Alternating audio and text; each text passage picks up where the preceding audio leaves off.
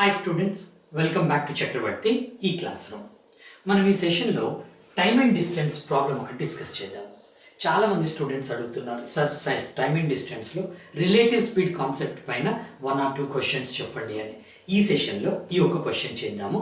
It's a basic question, దేనిపైన? Relative speed concept పైన. దాని తర్వాత నెక్స్ట్ సెషన్స్లో సేమ్ కాన్సెప్ట్ అప్లై చేస్తూ కొంచెం అడ్వాన్స్డ్ క్వశ్చన్స్ మనం చేద్దాం. అసలు దీన్ని రిలేటివ్ స్పీడ్ కాన్సెప్ట్తో ఎలా చేయాలి, మనం బేసిక్స్ నుంచి స్టార్ట్ చేద్దాం స్టూడెంట్స్, సో దట్ ఎవరైనా బిగినర్స్ ఉంటే కూడా వాళ్ళకి ఈజీగా అర్థమవుతుంది. అయితే అంతకన్నా ముందు మీరు సాల్వ్ చేయండి క్వశ్చన్. ఇది మీకు వచ్చిన మెథడ్లో, మీ ఓన్ మెథడ్లో ఈ క్వశ్చన్ని సాల్వ్ చేయండి. తర్వాత మళ్ళీ మీరు వీడియో రెజ్యూమ్ చేయండి, సో దట్ మీరు చేసిన మెథడ్లో ఎంత టైం పడుతుంది, ఇప్పుడు నేను చెప్పే మెథడ్లో ఎంత టైం పడుతుంది, కాన్సెప్ట్ ఎలా అర్థం చేసుకోవాలనేది మీకు ఒక క్లారిటీ వస్తుంది.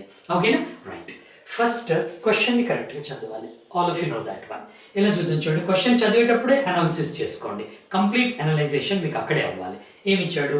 ఏ car is 360 meters behind a bus. Simple scenario they have given. ఒకసారి దాన్ని విజువలైజ్ చేసుకోండి. ఒక బస్ ఉంది, కార్ ఉంది. కార్ బస్సు వెనకాల 360 meters డిస్టెన్స్లో ఉంది. తర్వాత in how much time car will be 900 meters ahead of the bus if the speeds of the car and bus are 90 and 36 kilometers per hour respectively, and they have given some options. ఒక్కసారి same scene మీరు ఇక్కడ visualise చేసుకోండి, represent చేసుకోండి ఒక చిన్న diagram లాగా. ఎలా? Suppose ఇది కార్ అనుకోండి, దిస్ ఇస్ ద కార్, ఓకేనా? And this is the bus, ఇక్కడ బస్ ఉంది. ఈ రెండింటి మధ్యలో డిస్టెన్స్ వాడు ఎంత ఇచ్చాడు? 360 meters ఇచ్చాడు. ఆల్రైట్. తర్వాత ఈ కారు ఈ బస్సును దాటుకొని 900 meters వెళ్ళాలి అంటే ఎంత టైం పడుతుంది? ఇది వాడు అడిగిన క్వశ్చన్. యాక్చువల్గా స్టూడెంట్స్, మీకు రిలేటివ్ స్పీడ్ కాన్సెప్ట్ అర్థం అవుతే, మీకు తెలుసుంటే ఈ క్వశ్చన్ చేయడానికి 30-35 seconds మ్యాక్సిమం టైం.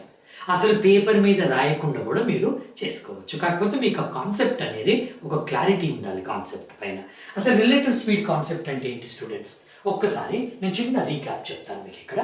సో ఇప్పుడు ఆల్రెడీ మన ఫౌండేషన్ కోర్స్లో రిలేటివ్ స్పీడ్ నేను చాలా డీటెయిల్డ్గా ఎక్స్ప్లెయిన్ చేశాను. ఆల్మోస్ట్ 1 hour తీసుకున్నాను టైం, కంప్లీట్ కాన్సెప్ట్ ఎక్స్ప్లెయిన్ చేశాను. మీకు క్విక్గా నట్ షెల్లో నేను చెప్తాను. చూడండి, సపోజ్ ఇది కార్ అయ్యా, ఓకేనా? ఒకసారి ఆలోచించండి. ఇది bus. Car speed 90 kilometers per hour ఉంది, ఓకేనా? కారుకి బస్కి మధ్యలో డిస్టెన్స్ 90 kilometers ఉంది. ఒకసారి కూల్గా ఆలోచించండి, కొంచెం కాన్సన్ట్రేషన్తో వినండి. బస్సుకి స్పీడ్ లేదు అనుకోండి. ఈ బస్సు ఇక్కడే స్టేషనరీగా ఉంది, అక్కడ ఆగుంది. ఇప్పుడు ఈ కారు 90 kilometers per hourతో వెళ్తూ ఈ బస్సును మీట్ అవ్వాలంటే ఎంత టైం తీసుకుంటుంది అని నేను ఒక చిన్న క్వశ్చన్ అడిగితే మీరు వితిన్ సెకండ్స్లో దానికి ఆన్సర్ చెప్తారు. ఎంతని చెప్తారు మీకు ఇక్కడ? ఇది 90 kilometers per hourతో వెళ్తుంది, ఇది మూవింగ్ ఆబ్జెక్ట్ కాదు, స్టేషనరీగా అక్కడే ఉంది, డిస్టెన్స్ 90 kilometers ఉంది. కాబట్టి ఈ కార్ ఈ బస్సును పట్టుకోవడానికి 1 hour సరిపోతుంది, 1 hourలో వస్తుంది అని చెప్తాం. అవునా? చాలా సింపుల్. ఇప్పుడు ఇదే ఎగ్జాంపుల్ని ఇంకొంచెం మీరు ఎక్స్టెండ్ చేయండి. ఇప్పుడు మనం ఎలా చేద్దామంటే, ఈ బస్సుకు కూడా మూమెంట్ ఉందనుకోండి. జాగ్రత్తగా ఆలోచించండి. ఈ బస్సుకు కూడా మూవ్మెంట్ ఉంది, ఈ బస్సు కూడా మూవ్ అవుతుంది. ఎంత స్పీడ్తో? 80 kilometers per hourతో మూవ్ అవుతుంది. ఇంక ఇప్పుడు ఆలోచించండి. 2 vehicles 7 o'clock స్టార్ట్ అయ్యాయి, ఎట్ ఏ టైం స్టార్ట్ అయ్యాయి, ఓకేనా? మన సీన్ మొత్తం నేను చెప్తాను వినండి. కార్ ఇక్కడ ఉంది, బస్ ఇక్కడ ఉంది, రెండింటి మధ్యలో 90 kilometers డిస్టెన్స్ ఉంది. కార్ స్పీడ్ ఇది, బస్సు స్పీడ్ ఇది, 2 at a time 7 o'clock in the morning start అయ్యాయి. ఇప్పుడు ఈ కారు బస్సుని చేరుకోవాలి అంటే, బస్సుని పట్టుకోవాలి అంటే ఎన్ని అవర్స్లో వెళ్తుంది, లేకపోతే ఎప్పుడు బస్సును పట్టుకుంటుంది అనేది క్వశ్చన్. మధ్యలో ఏది ఎక్కడ స్టాప్ కాదు, స్పీడ్స్ అట్లాగే ఉంటాయి, స్పీడ్స్ అదే స్పీడ్లో వెళ్తాయి. అప్పుడు ఎప్పుడు ఈ కారు బస్సుని క్యాచ్ చేస్తుంది? మీకు రిలేటివ్ స్పీడ్ కాన్సెప్ట్ అర్థం అవుతే, లేకపోతే ఐడియా ఉంటే పేపర్ మీద రాసే పని లేదు. ఎలా చెప్తాను చెప్పండి? Simple students.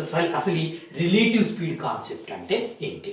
ఇక్కడ రాయడానికన్నా ముందు నేను మీకు సింపుల్గా చెప్తాను చూడండి. రిలేటివ్ స్పీడ్ అనేది 2 రకాలుగా ఉంటుంది. ఒకటి, 2 objects opposite to each other వచ్చేటప్పుడు మీరు ఒకలాగా చేయాలి. రెండు ఆబ్జెక్ట్స్ సేమ్ డైరెక్షన్లో మూవ్ అవుతున్నప్పుడు ఒకలాగా చేయాలి. రెండు ఆబ్జెక్ట్స్ ఆపోజిట్ డైరెక్షన్లో ఉన్నాయి, రెండిటికి స్పీడ్ ఉంది, రెండు ఒకదానికొకటి టువర్డ్స్ వస్తున్నాయి. అప్పుడు రిలేటివ్ స్పీడ్ ఏమైందంటే రెండిటి స్పీడ్ని యాడ్ చేయాలి. క్లియర్ కదా, సింపుల్ కాన్సెప్ట్. ఇది 60 km/h వస్తుంది, ఇది 40 km/h వస్తుంది, రెండు ఒకదానికొకటి ఎదురుగా వస్తున్నాయి కాబట్టి అప్పుడు స్పీడ్ ఎంత అవుతుంది ఆ ట్రాన్సాక్షన్లో అంటే 60 + 40 100 km/h అవుతుంది. అంతే కదా, వెరీ వెరీ సింపుల్. అదే సేమ్ డైరెక్షన్లో వెళ్తున్నాయి, ఒకటేమో 40 km/h వెళ్తుంది, ఒకటి 100 km/h వెళ్తుంది. ఇప్పుడు ఈ రెండింటి రిలేటివ్ స్పీడ్ ఎంత అవుతుంది? 100 - 40 అవుతుంది. ఎందుకంటే రెండు ఒకే డైరెక్షన్లో వెళ్తున్నాయి, రిలేటివ్ స్పీడ్ అనేది అక్కడ తగ్గుతుంది, రెండు మూమెంట్లో ఉన్నాయి. అదే కాన్సెప్ట్ మనం ఇక్కడ యూజ్ చేద్దాం. ఇప్పుడు ఒక్కసారి ఆలోచించండి స్టూడెంట్స్, మీరు ఒక గంటలో 1 అవర్లో కారుకి బస్కి మధ్యలో ఎంత డిస్టెన్స్ తగ్గుతుంది చూడండి. ఒకవేళ బస్సు స్టేషనరీగా అక్కడే ఉండుంటే కారుకు బస్సుకు మధ్యలో 1 అవర్లో 90 km తగ్గిపోతుంది, ఎందుకంటే కారు 90 km/h స్పీడ్తో వెళ్తుంది. కానీ ఇప్పుడు బస్సు కూడా మూవ్ అవుతుంది 80 km/h, అంటే 1 అవర్లో కారుకి బస్కి మధ్యలో ఎంత డిస్టెన్స్ రెడ్యూస్ అవుతుంది, తగ్గిపోతుంది అంటే అది 90 - 80 10 km. అవునా? ఒక్కొక్క గంటలో పర్ అవర్ రెండింటి మధ్యలో డిస్టెన్స్ 10 km తగ్గిపోద్ది, ఎందుకంటే రెండు మూవ్ అవుతున్నాయి. సింపుల్ కదా. అదే మీరు స్పీడ్ తరఫున ఆలోచించండి. స్పీడ్ తరఫున ఆలోచిస్తే మనకు కారుకు బస్సుకున్న స్పీడ్ను రిలేటివ్ స్పీడ్ తీసుకుంటే పర్ అవర్ స్పీడ్ ఎంత అవుతుందంటే 90 km/h - 80 km/h 10 km/h is the relative speed. ఇప్పుడు అర్థమైంది కాన్సెప్ట్ మీకు? ఎవరైనా బిగినర్స్ ఉంటే ఈ కాన్సెప్ట్ని అర్థం చేసుకోండి.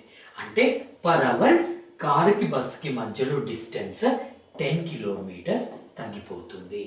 మరి ఇప్పుడు ఈ కారు ఈ బస్సుని ఎప్పుడు క్యాచ్ చేస్తుంది? సింపుల్గా అంటే నాకు ఇక్కడ ఏం కావాలి, ఇక్కడ రాస్తాను చూడండి, టైం కావాలి. Time is equal to distance by speed. ఇక్కడ మీకు స్పీడ్ ఏమవుతుందంటే రిలేటివ్ స్పీడ్ అవుతుంది. రెండు మూమెంట్లో ఉన్నాయి కదా. డిస్టెన్స్ని ఏమంటామంటే మనం లీడ్ డిస్టెన్స్ అంటాం. లీడ్ డిస్టెన్స్ ఎంత? 90 km.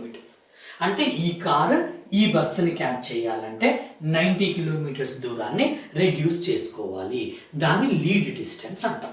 ఇప్పుడు సింపుల్గా ఈ లీడ్ డిస్టెన్స్ వచ్చేసి ఇక్కడ రాస్తాను చూడండి, లీడ్ డిస్టెన్స్ వచ్చేసి 90 km divided by per hour ఇది రిలేటివ్ స్పీడ్ వచ్చేసి 10 km/h.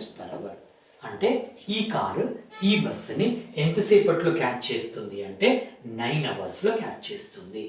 ఎప్పుడు క్యాచ్ చేస్తుంది అంటే 7 ఒకేసారి 7కి బయలుదేరాయి కాబట్టి 7 + 9 అవర్స్లో క్యాచ్ చేస్తుంది.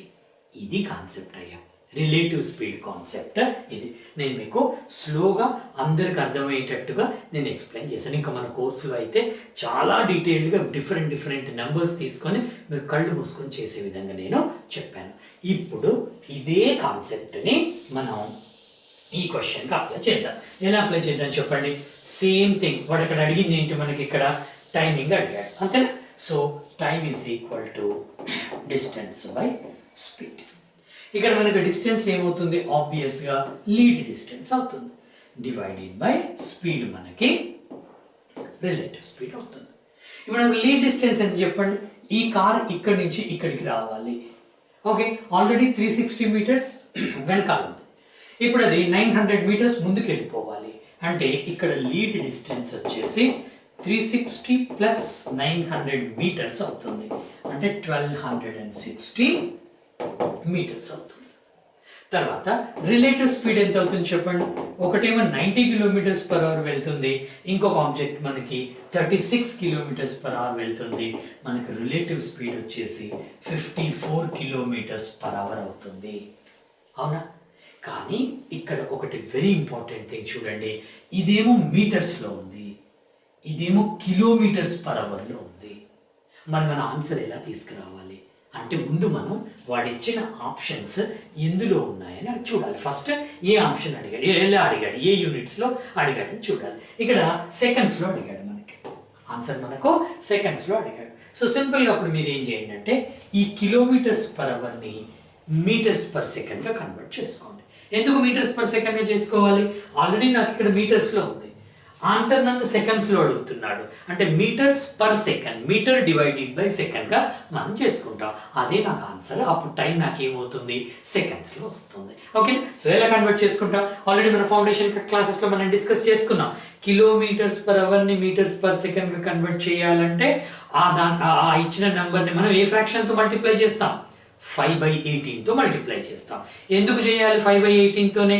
అన్ని మనం డిస్కస్ చేద్దాం. ఇప్పుడు అది డిస్కస్ చేయాలంటే దానికి పెద్ద ఎక్స్ప్లెనేషన్ అవసరం ఉంటుంది. మన క్లాసెస్లో అది కూడా నేను చెప్పాను ఎందుకు 5/18 అవుతుంది.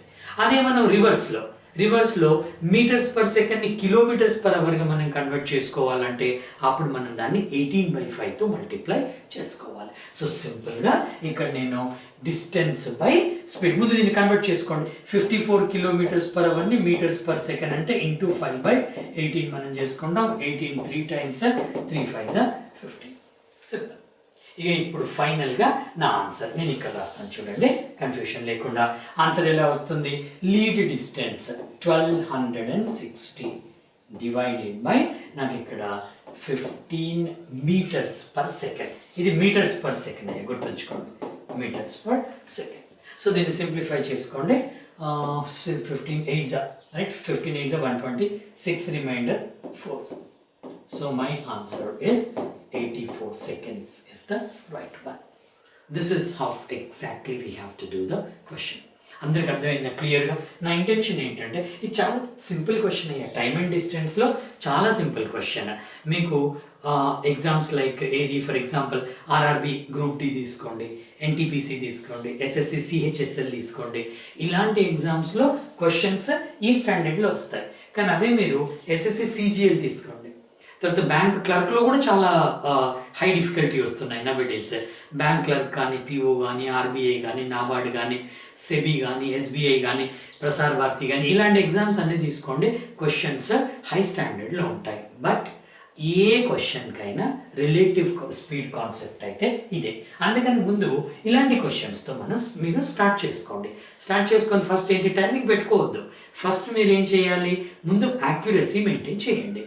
ఆటోమేటిక్గా మీకు టైమింగ్ దానంతట అదే వస్తుంది. Thank you very much students.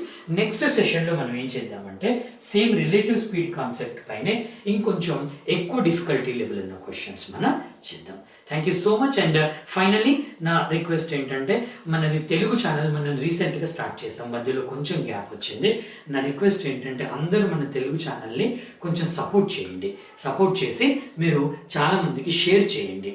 మీరు లైక్ చేయండి, షేర్ చేయండి, సో దట్ తొందరగా మన ఛానల్ కూడా పాపులర్ అవుతుంది. నా ఇంటెన్షన్ ఏంటంటే తెలుగులో కూడా ఇప్పుడు ఇంగ్లీష్లో మన కోర్స్కి మోర్ దెన్ 15,000 స్టూడెంట్స్ ఉంటారు ఇండియా మొత్తంలో.